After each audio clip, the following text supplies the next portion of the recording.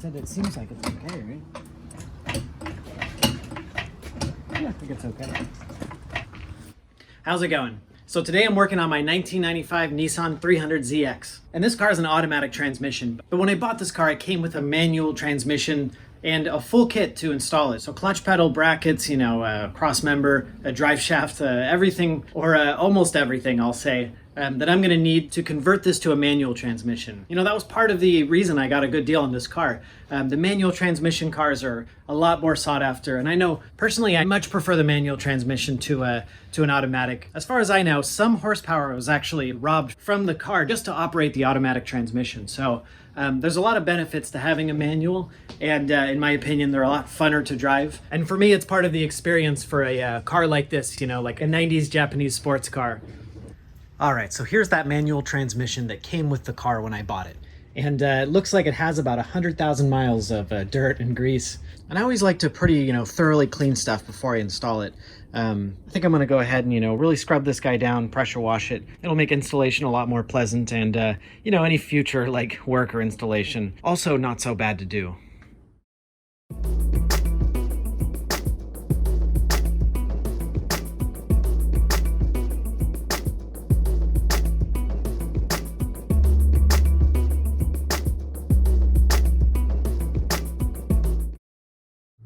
So I started scraping off what looks like, years and years of a rear main seal leak or something like that, just caked on oil. And I guess I didn't notice before this big gouge here in this, I don't want to say bell housing because it's not removable, unfortunately.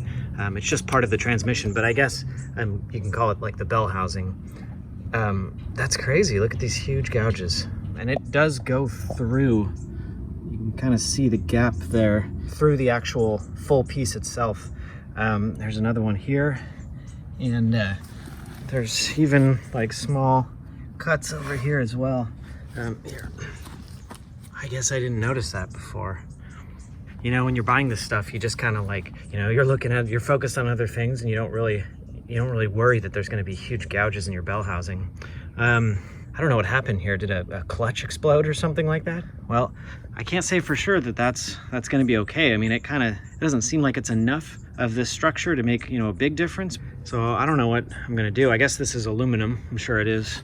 I've never welded aluminum before, but, just by glancing at this, it seems like I could just, lay down a bead right there and call it good. Wow, this is actually pretty crazy. There's pretty much a gouge all the way around the perimeter of this thing. I don't know how I didn't notice that, but yeah, I was very much more focused on the car than I was the transmission at the time. So, well, I suppose I should either attempt to aluminum weld this or replace this transmission. I know these non-turbo transmissions are really not particularly rare. I did some research. I know the difference between a turbo and a non-turbo transmission is that the turbo one runs a bigger flywheel and clutch. And that they say you can, shave down a little bit of this bell housing to accommodate the bigger turbo flywheel. So I wonder if that's what I wonder if somebody accidentally put the turbo clutch in here and it scraped or something.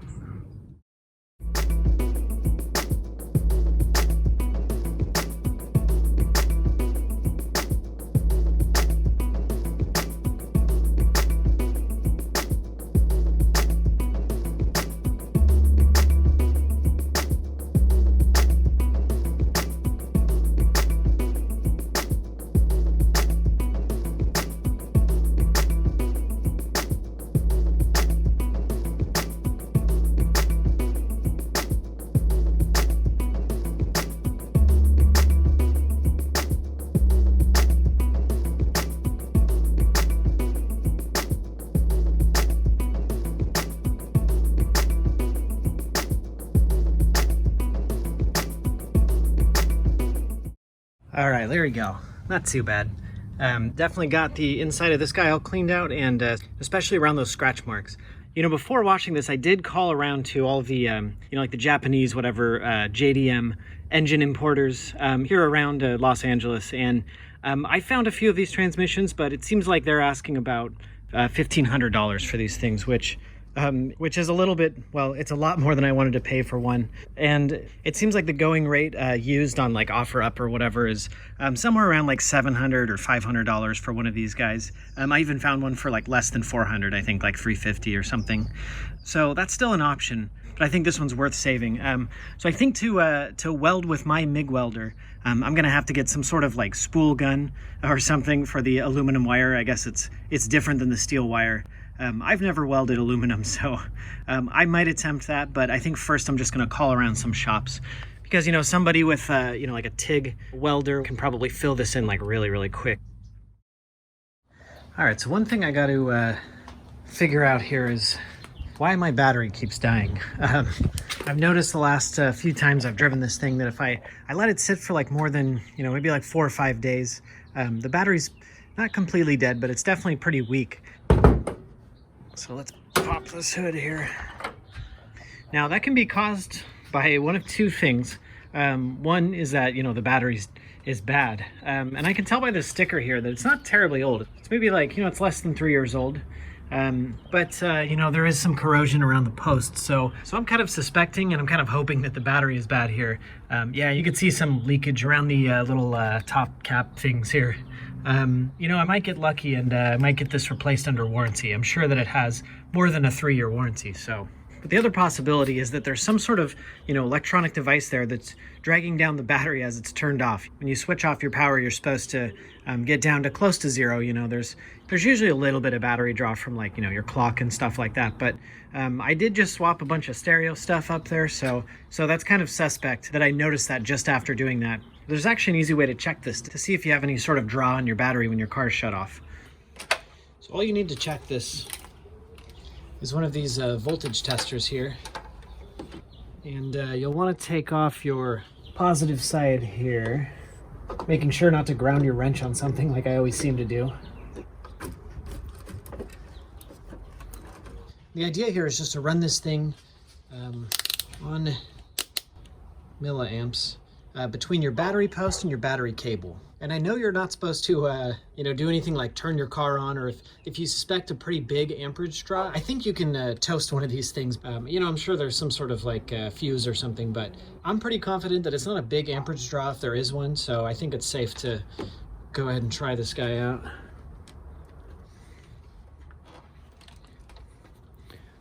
All right, there you go. It looks like 3.7 milliamps. Yeah, 3.7 milliamps, which from what I understand is totally acceptable. I looked online and they said that, you know, anything under like 20, 25 is good, and some newer cars might actually draw a little bit more. I think it's safe to say that there's no significant drain on this battery. All right, so now that I'm here, there's one other thing I want to do, and that is to put this cover back on there. It seems like a lot of these cars have this cover removed, and I'm not sure why. Because it actually, to me, it looks pretty cool. I don't know, it just makes it look like more OEM, sort of finished off. Mine didn't come with it, so I got this thing on eBay. And they have ones with, it seems like red stripe and black stripe. And of course, that black stripe one is the one to have for my car for sure.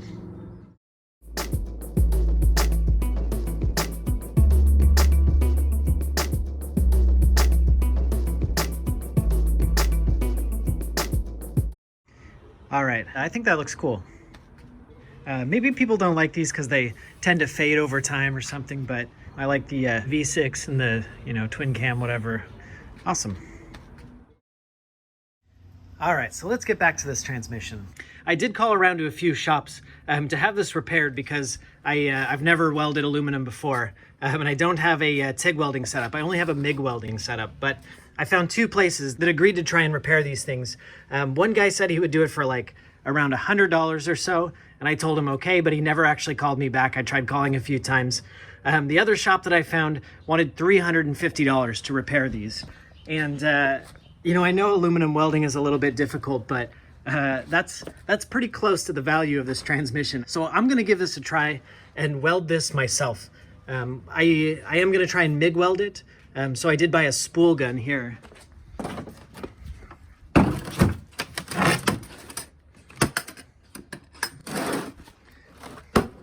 So I guess this is the spool gun that plugs into my MIG welder. I guess you have to have this special sort of you have to have your wire fed right at the handle, or right at the, I guess right at the welding tip here.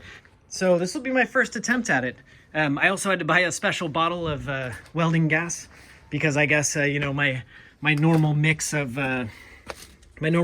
argon and carbon dioxide, I learned that that's no good for aluminum, and you actually need pure argon here. I think this should do it. We'll see. This will be my very first attempt at aluminum welding, so we'll see how this goes.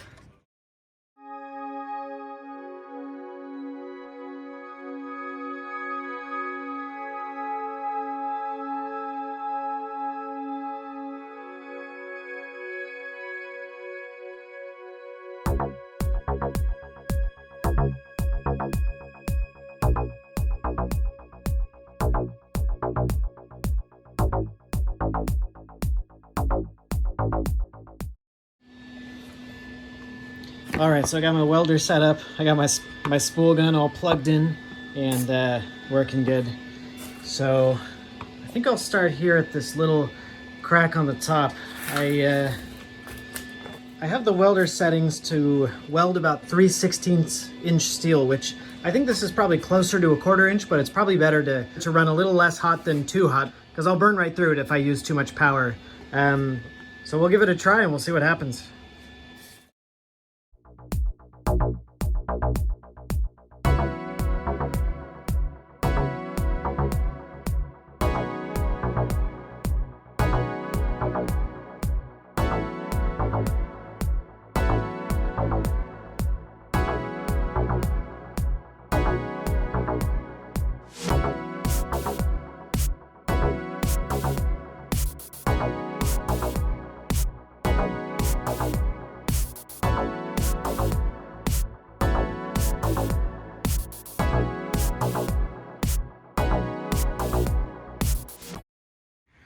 All right, so as you can tell, my first attempt didn't really work too well. I think I had it set way too low, and the wire feed was probably okay, but I just wasn't getting penetration. So this second attempt, I did 2 passes because I wasn't getting really good like flow, you know, so the wire wasn't really hot enough to like melt and join the aluminum. But the third one got some good penetration. So I think this setting here, which is the max power on my welder, will probably work pretty good. At least good enough to fill these holes and, you know, maybe help restore a little bit of the structure. I'm sure none of this was at risk of breaking anymore or anything like that, but it's good to fill these holes up here. So I think I'll grind this one back down, and I'll probably make another pass with these better settings so I can make a little bit cleaner weld on this guy. And I will say my first impression of aluminum welding compared to steel welding is that it's very, very fast. So when I hit it with the wire, it pretty much instantly, like, you know, lays a bead and tries to burn through. So it's a little less forgiving, or you know, maybe a lot less forgiving, but basically the same sort of principle. You know, I do just like my classic little stitch weld where I just sort of hit it one dot at a time. And I find that you have to go a little bit faster with aluminum because I think the heat disperses quicker on aluminum. You don't get that like glowing little dot like you do with steel where you can kind of maintain it. You kind of just have to go for it.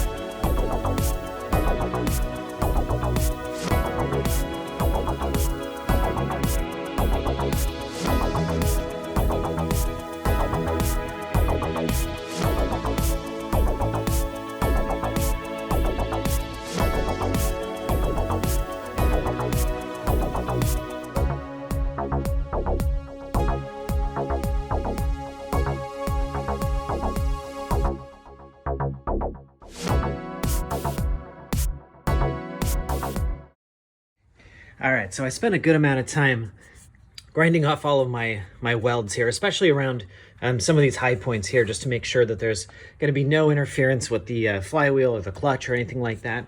And overall, I think it came out pretty good. Let's see.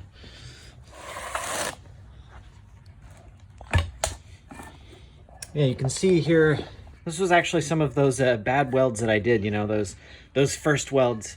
And It did seem to fill in the cracks very, very well. And even if I kind of just melted the like top layer, you know, kind of like a superficial sort of, you know, weld there, I'm sure that's helping a little bit. And I don't really think that even as it was with all of the cuts, there was really any concern for, you know, structural strength or anything like that. So I'm pretty happy with this. And also I'm finished showering myself in aluminum dust, which is like very terrible stuff. So we'll call it good.